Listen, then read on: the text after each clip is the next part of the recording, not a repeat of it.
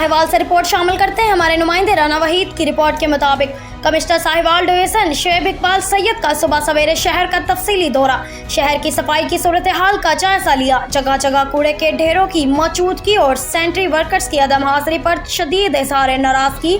Sanitary workers सफाई का काम सुबह 7 बजे तक मुकम्मल करें।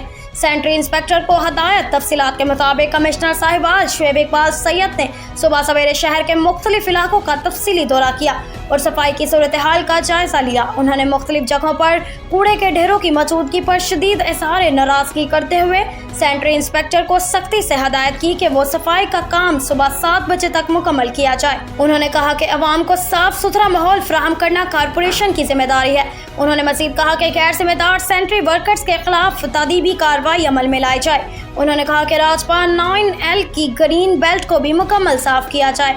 ग्रीन बेल्ट पर कायम RC वैगन स्टैंड्स फौरी हटाए जाएं और कोई रेहड़ी ग्रीन बेल्ट पर ना खड़ी हो। उन्होंने शहर में आर्जी तजावजात के खिलाफ कार्रवाइयाँ रोजाना की बुनियाद पर करने और मढ़ाली रोड पर कायम तजावजात को मुस्तकिल बुनियादों पर दूर करने की भी हदायत की।